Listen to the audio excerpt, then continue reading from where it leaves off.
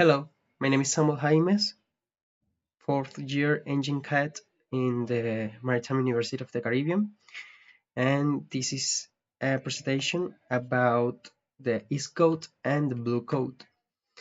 So let's start with the ISGOTT code, right? The ISGOTT code is the international safety guidance or international safety guide for oil tankers and terminals, which mean that this is the Bible when it comes to oil tankers and transferring transferring or transfer operations of hydrocarbons, right? So this code came to force in 1978 by the hand of three associations very important in the maritime community. First, we have the International Chamber of Shipping. Second, we have the International Maritime Forum for Oil Companies. And the third is the International Association of Ports and Terminals. Ports and Harbors, sorry. Ports and Harbors.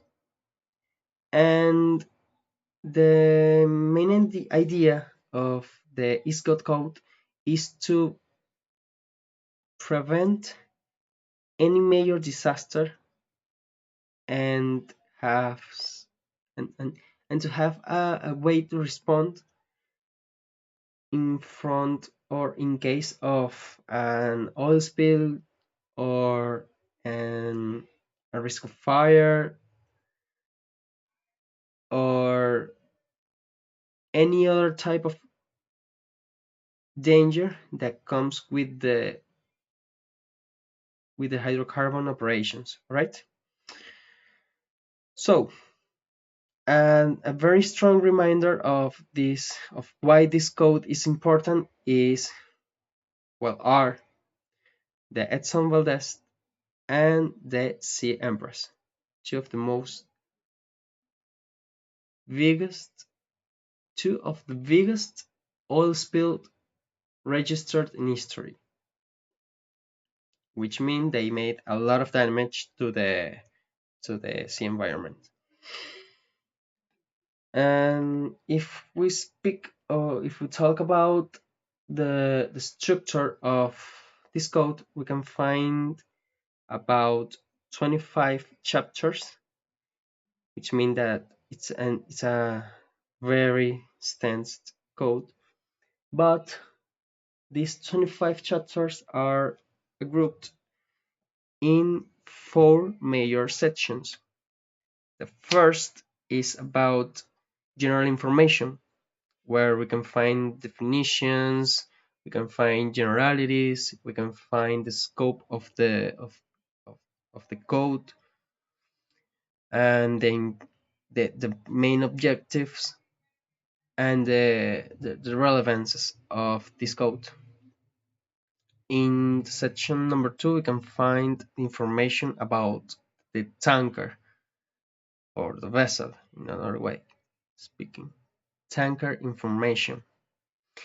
Here comes all the regulations, all the procedures, all the checklists that must comply the vessel in order to operate with hydrocarbons, from loading or unloading to cleaning or washing tanks with or without crude oil. Also, in the section number 3, we can find the information or the terminal information about the terminal itself, where you can find all the requirements that this terminal or this hardware must comply with the verification checks, with the equipment checks, with the risk management systems that has installed, in a way of speaking. And in the section 4, we can find the ship short or ship terminal interface. This is where it focuses on the operation itself, like for example, bunkering operations. All the procedures, all the protocols, and all the preventions that must be active or online, yeah, must be online, in order to prevent any casualty, any danger, or any disgrace during the transfer of the carbon. Like for example, fires, uh, spills, um, static electricity generation, and many other risks that can occur. On the other hand, we got the blue code. The blue code is basically the Bible, but for bulk carriers. In fact, the meaning of blue is bulk, load, and unload. So from now we can say that this is the safety guide for loading and unloading bulk carriers operations. This code came into force in 1997 by the hand of the IMO itself. And this code has been evolving until 2011, where came into force a resolution about implementing a manual for the blue code. And this manual is like an appendix, no, it's a compound of all the recommendations, all the formats, or the sheets for verifications, and for any other procedure that comes explained in the principal body of the code, of the blue code. Now that we are talking about structure, I must say that the blue code has 6 principal sections, right? Where it details every step of the load unload operation.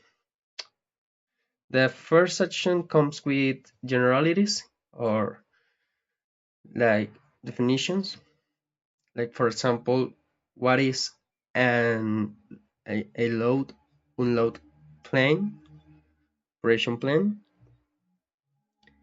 and many others concepts that must be of knowledge in this type of operations. The section number 2 talks about the integrity or the status of integrity of each party, from the vessel to the terminal, the port, because both of them must be in excellent conditions in order to work or operate this type of transfer.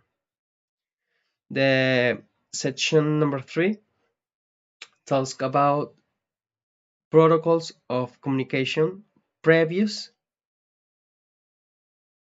to the discharge operation, because the vessel must communicate its specifications and specifications for the type of cargo that it's carrying, and the port must communicate if they have clearance or the possibilities to work with that type of cargo, or the equipment to work with that type of cargo. All right. Also, in the section number 4, because now we're going to the 4, it's explained everything about the procedures and the checklist before the bulk operation, right? Like safety management, like arriving systems for from the port, and here is where it comes the load unload operation plan, operation planification, that like is a document where it's specified every step of the cargo operation or the cargo transfer. What else? The section 5 and 6 talks about the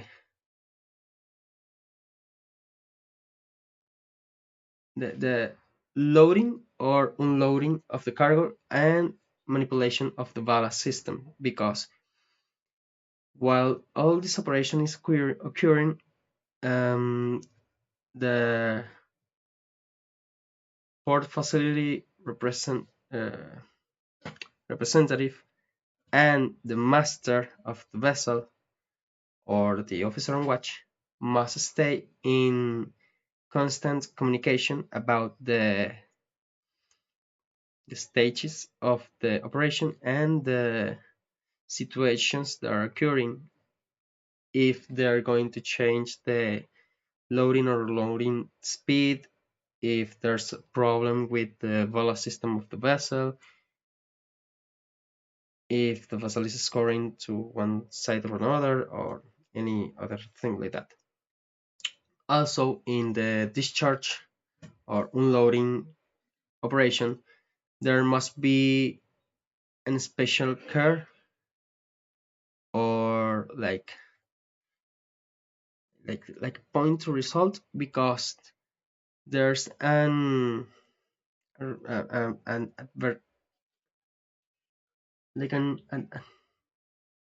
a warning, that's the word, a warning, with loading or unloading equipment, like for example mechanical arms, because any damage that occurs to the vessel must be reported and repaired at the moment, right? That's very, very delicate, right?